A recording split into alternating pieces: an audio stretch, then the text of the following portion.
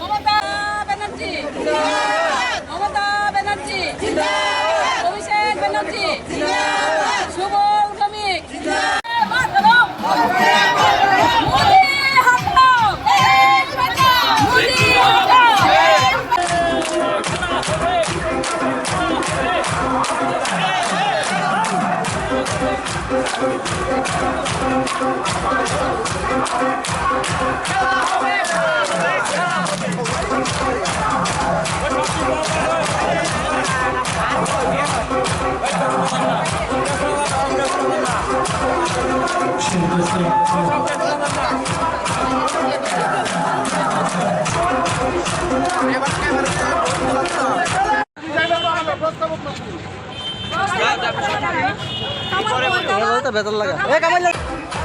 নির্বাচন আপনারা জানেন, আমরা তৃণমূল কংগ্রেসের পক্ষে 4 আসনেই আমরা লড়াই করছি এবং 4 আসনে তৃণমূল কংগ্রেসের প্রার্থী সিদ্ধান্ত হয়েছে এবং সেখানে 6 আগরতলা কেন্দ্রে আমাদের তৃণমূলের প্রার্থী শ্রীমতী পান্না দেব, 8 বর্দুয়ালির কেন্দ্রে আমাদের প্রার্থী নীলকমল সাহা এবং 46 সুরমা কেন্দ্রে আমাদের প্রার্থী অর্জুন সরকার এবং 57 যুবরাজনগর কেন্দ্রে আমাদের প্রার্থী মৃণালকান্তি দেবনাথ, ডক্টর মৃণালকান্তি দেবনাথ।